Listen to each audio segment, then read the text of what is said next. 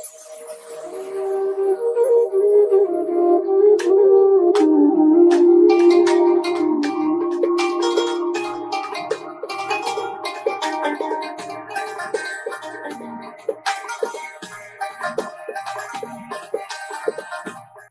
بالله من الشيطان الرجيم.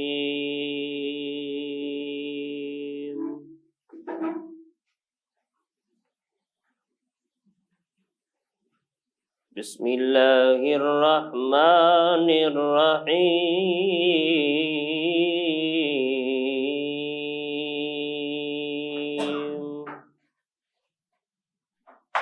الرحمن علم القرآن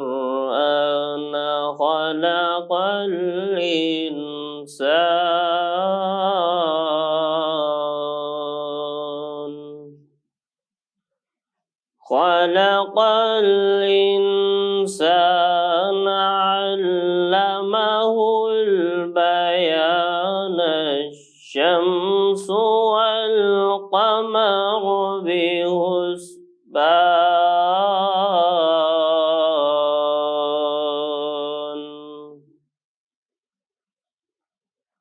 والنجم والشجر يسجدان والسماء رفعها ووضع الميزان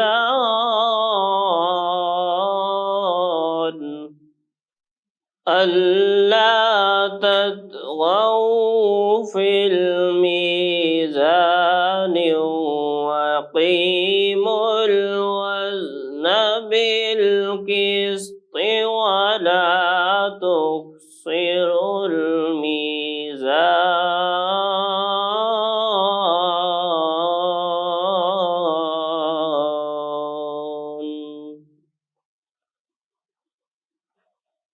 صدق اللہ العظیم.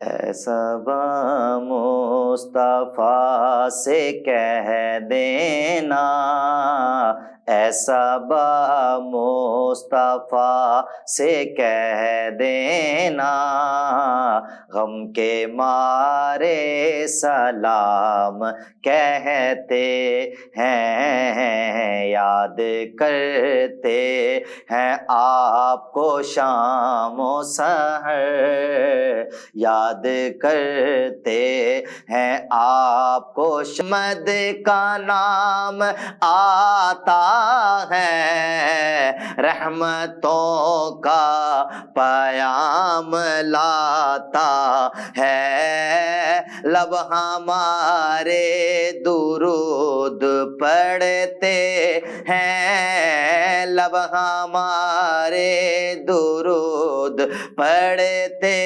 ہیں، دل ہمارے سلام کہتے ہیں. ایسا با مصطفیٰ سے کہہ دینا، غم کے مارے سلام کہتے ہیں، یاد کرتے ہیں آپ کو شام و سحر، بے سہارے سلام کہتے ہیں. ایسا با مصطفیٰ سے کہہ دینا، غم کے مارے سلام کہتے ہیں. جزاک اللہ، جزاک اللہ.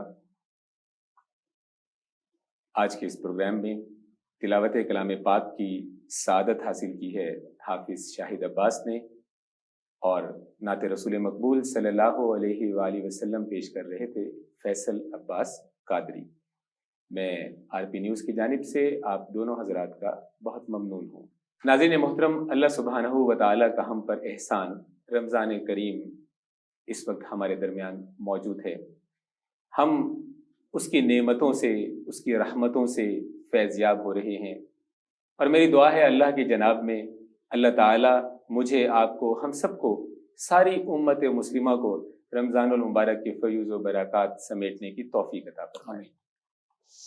ناظرین محترم، ہمارے آج کے اس پروگرام میں گفتگو ہوگی خاص طور پر طلبہ و طالبات کے حوالے سے، کیونکہ اس وقت پاکستان کے اندر خاص طور پر وہ ایام چل رہے ہیں جہاں ایک طرف تو رمضان المبارک کے بابرکت دن ہیں، اس کی عبادات ہیں، اس کے شب و روز ہیں، اور دوسری جانب رمضان المبارک کے فوراً بعد پاکستان بھر میں میٹرک اور اس سے کچھ دن بعد inter F A F S C کے امتحانات منعقد ہونے جا رہے ہیں۔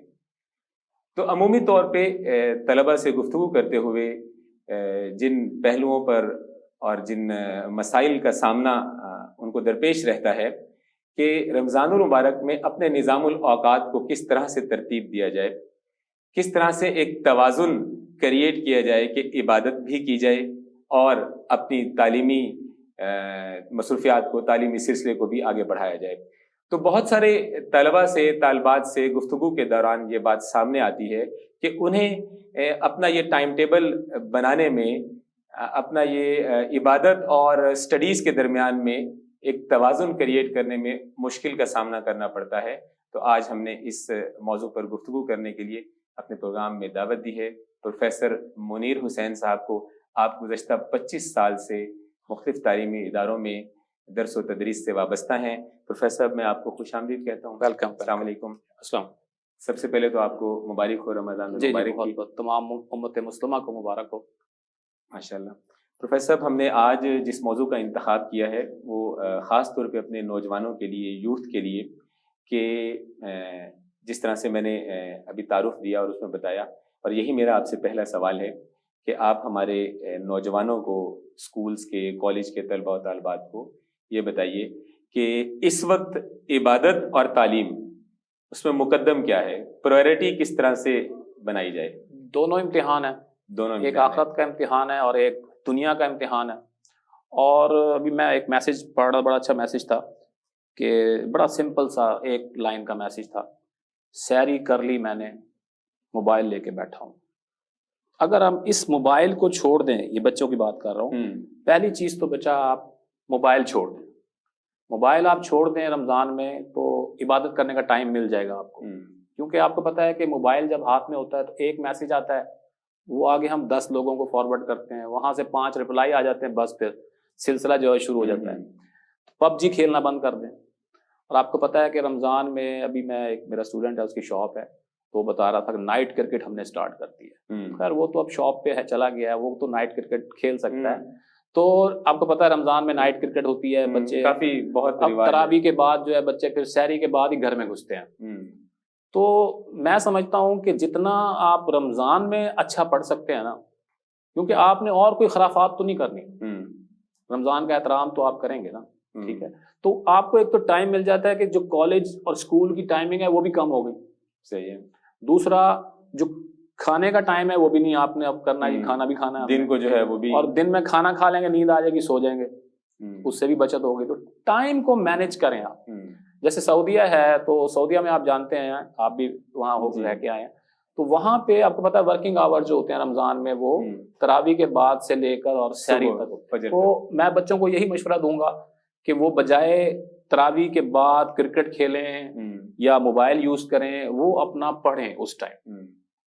اگر اس ٹائم نہیں پڑھ سکتے تو آپ روزے میں کوئی ٹائم بنا لیں، پڑھنے میں بنا لیں، ٹھیک ہے، اپنا ٹائم ٹیبل لازمی بنائیں اور اس کو ایک مینیج کریں ایک اچھے۔ کیونکہ اگر دیکھیں، آپ سے کسی نے یہ نہیں پوچھنا جب رزلٹ آئے گا کہ پیپر سے ایک مہینے، پیپر سے ایک مہینے پہلے رمضان تھا، یہ نہیں کوئی پوچھے گا، وہ رزلٹ یہ آپ کسی کو ریزن دے سکتے ہیں۔ جی بالکل، آج سے 10 سال بعد آپ کیا کہیں گے، جی وہ میرے پیپر سے پہلے رمضان آ گیا تھا تو میں نے جو ہے وہ روزے رکھے ہیں۔ تو اس وقت آپ خود کہیں گے کہ میں نے کتنی بیوقوفی کی کہ میں نے روزے تو رکھے لیکن پڑھا نہیں۔ اچھا، کیا ابھی آپ کے اسی آخری جملے سے میرے ذہن میں آیا، کیا ایسا کوئی گنجائش نکلتی ہے کہ دونوں میں سے کسی ایک چیز کو سکپ کیا جائے؟ آپ سمجھتے ہیں کہ کسی طالب علم کو یہ راستہ اختیار کرنا چاہیے؟ میں سمپل سی بات کہتا ہوں کہ پہلا جو غزوہ تھا، غزوہ بدر، وہ سٹارٹ ہوا تھا 17 رمضان کو، سبحان اللہ. اب وہ 17 رمضان کو سٹارٹ ہونے کا مطلب یہ نہیں ہے کہ 16 تک کچھ نہیں تھا، اس سے پہلے اس کی تیاری ہوگی، یقیناً وہ سفر ہوگا. بالکل. اور کوئی روزہ بھی مس نہیں کیا ہمارے صحابہ کرام نے، حضرت محمد صلی اللہ علیہ وسلم نے. تو رمضان تو ہمیں بتاتا ہے کہ آپ زیادہ مینج ہو سکتے ہیں، آپ کو زیادہ ہمت ملتی ہے. آپ ہاشم معاملہ کی مثال لے لیں، آپ محمد رضوان کی مثال لے لیں، جو روزے میں کھیلتے بھی ہیں اور نہ صرف کھیلتے ہیں، پرفارم کرتے ہیں اور میدان میں کھڑے ہیں دھوپ میں. بالکل. اور آپ نے سعودی عرب کی ابھی غزوہ بدر کی بات کی، تو وہ تو عرب کی جو سرزمین ہے اس کا ایوریج ٹیمپریچر اس خطے سے کہیں زیادہ ہے. تو یہ اللہ تعالیٰ نے ایک بڑا اچھا مسلمانوں کے لیے ایک لیسن دیا ہے کہ آپ اپنے اس وقت کی سب سے بڑی جنگ تھی یہ، تو وہ جنگ آپ لڑنے جا رہے ہیں، پہلی جنگ، پہلا مارکا کفر، اور وہ رمضان میں ہے. تو اللہ نے کہیں یہ، ورنہ یہ ہوتا حدیث کوئی وہی آ جاتی کہ بھی کیونکہ جنگ لڑ رہے ہیں تو آپ اس دفعہ رمضان کے روزے نہ رکھیں. تو جب جنگ میں روزہ معاف نہیں ہے تو پھر یہ تو آپ بیٹا اے سی میں بیٹھے ہوتے ہیں. اور میں تو بچوں سے یہ کہتا ہوں، ہاں میں تو بچوں سے یہ کہتا ہوں کہ آپ جب پیپرز کی تیاری کریں تو ایسے ماحول میں کریں جس ماحول میں آپ نے پیپر دینے ہیں. آپ زیادہ سے زیادہ پنکھے میں بیٹھیں، آپ نے کوئی ایئر کنڈیشنڈ ہال میں پیپرز نہیں دے رہے، آپ نے پیپرز دینے ہیں پنکھوں کے نیچے بیٹھ کے. اور اگر وہاں لائٹ چلی گئی تو وہاں نہ یو پی ایس ہوگا نہ جنریٹر ہوگا. تو اور اگر آج عادت اس طرح سے بنا لی کہ اسی میں بیٹھ کے پڑھنے کی تو پھر ظاہر ہے مشکل ہوگی. جی کنڈیشن پھر ہم بہت شکریہ پروفیسر. یہاں ہمیں ایک بریک لینی ہے، ہم بریک کے بعد بھی اسی گفتگو کے سلسلے کو آگے بڑھائیں گے. ناظرین ہمارے ساتھ رہیے گا، ہم بریک سے واپس آئیں گے اور پروفیسر سے جانیں گے کہ طلبہ طالبات کے لیے خاص طور پر کہ اپنے نظام الاوقات کو کس طرح سے ترتیب دیا جائے.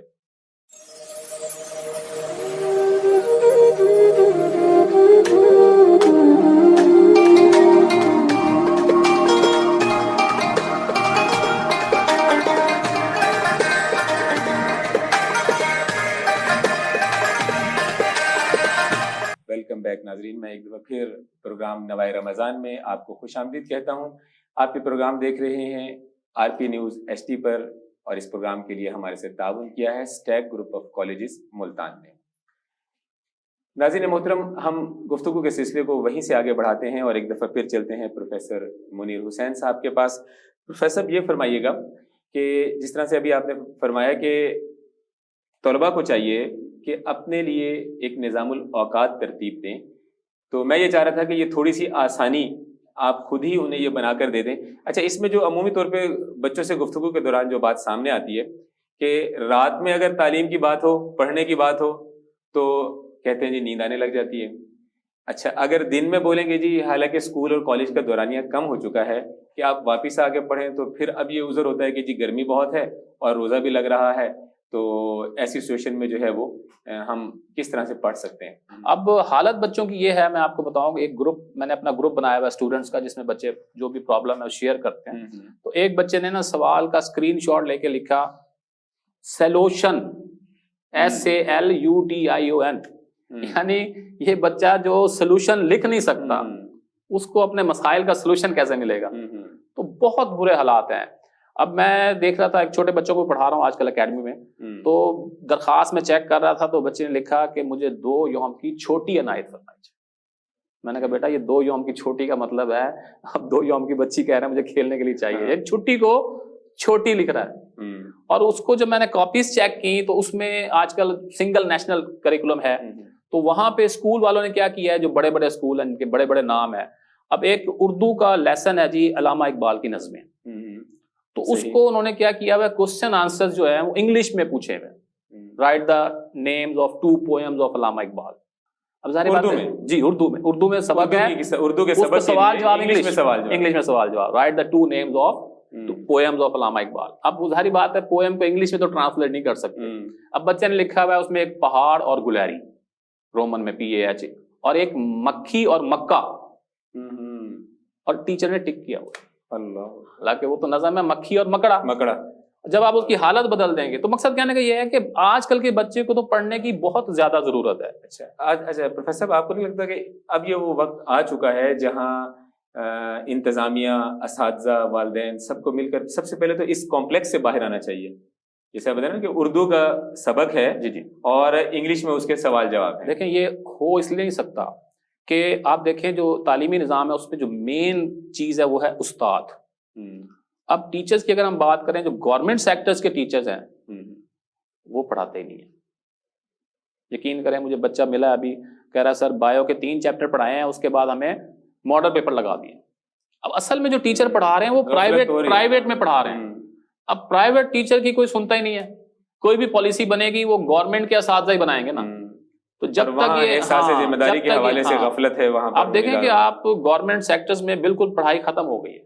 اگر ہم چلے جائیں نا اس کی طرف، صحت کی طرف، تو وہاں پہ جو گورنمنٹ کا ڈاکٹر ہے وہی پرائیویٹ بھی ڈاکٹر ہے، اور وہ زیادہ پرفارم پرائیویٹ میں کرتا ہے. یہاں ایسا نہیں ہے، یہاں گورنمنٹ کا ٹیچر پرائیویٹ میں 0 ہے. اب ہمارے وقت کا دورانیہ پروفیسر بڑا ہی محدود ہے اور افطار کا وقت بھی قریب ہے. ہم نے اپنے پروگرام کو، گفتگو کو کلوز بھی کرنا ہے، ورنہ آپ نے بڑا خوبصورت نقطہ اٹھایا یہ احساس ذمہ داری سے بھاگنے والا. تو میرا جی تو چاہ رہا تھا کہ اس پر ہم ایک سیر حاصل گفتگو کرتے کہ بحیثیت مسلمان آپ نہیں سمجھتے کہ ہماری ذمہ داری ہے کہ چاہے میں کسی بھی شعبے سے منسلک ہوں، میں استاد ہوں، میں ڈاکٹر ہوں، میں ٹیچر ہوں، میں زندگی کے کسی بھی شعبے میں پرفارم کر رہا ہوں، میں اپنی ذمہ داری وقت سے ادا کروں اور پورے احساس کے ساتھ اپنی ذمہ داری کو ادا کروں. سر ہماری پوری قوم کا یہی حال ہے کہ ہم بالکل اپنی ذمہ داری کا احساس نہیں کرتے. میں دہلی گیٹ سے گزر رہا تھا چند دن پہلے، تو وہاں پہ نا ریڑیاں بہت زیادہ ہوتی ہیں.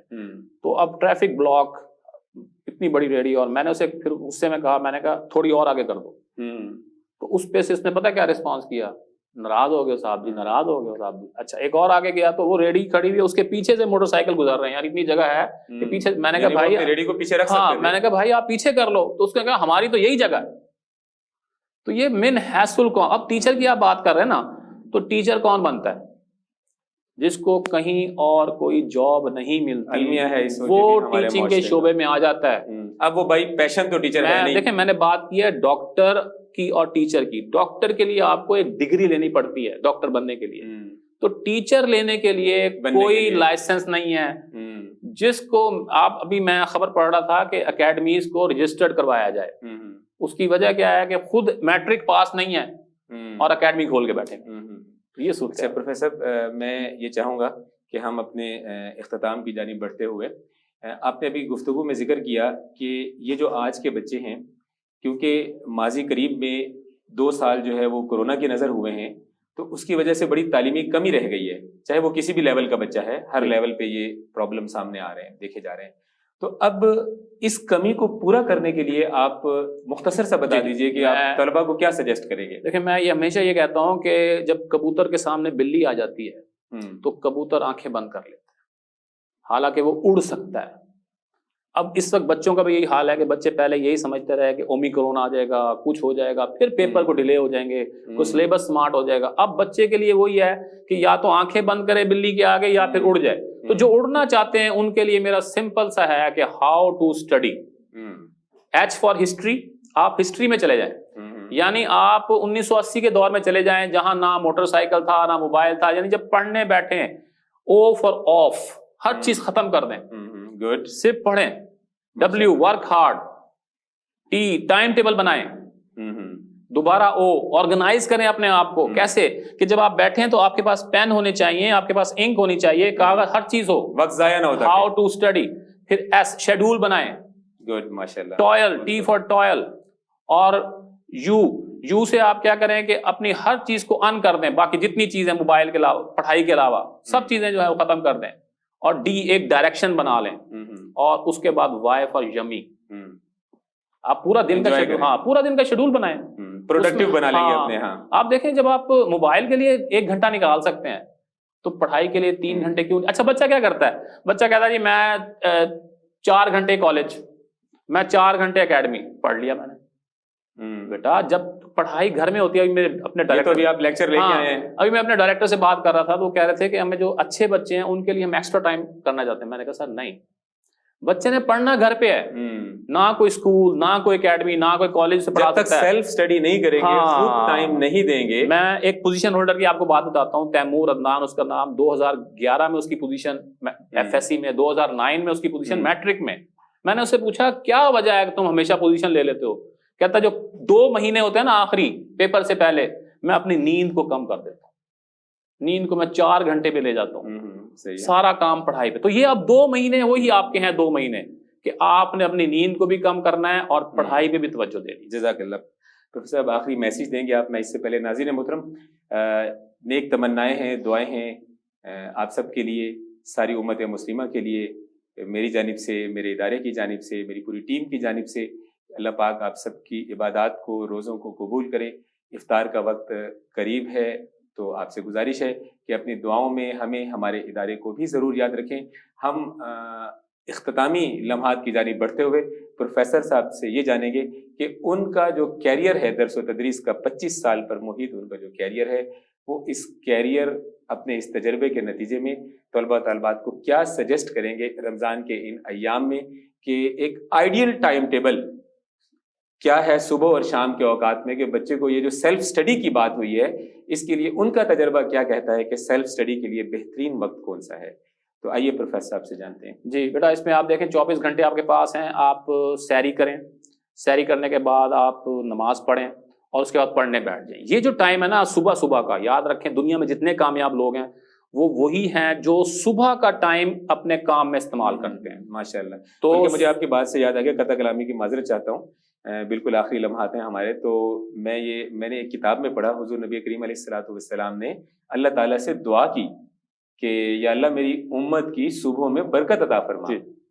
تو وہی آپ کی بات سے مجھے اب ہمارا یہ ہو گیا ہے، یہ رمضان سے پہلے کا بتا رہا ہوں، کہ پہلے کیا ہوتا تھا کہ ہم فجر کے ٹائم اٹھتے تھے، اب فجر کے ٹائم سوتے ہیں.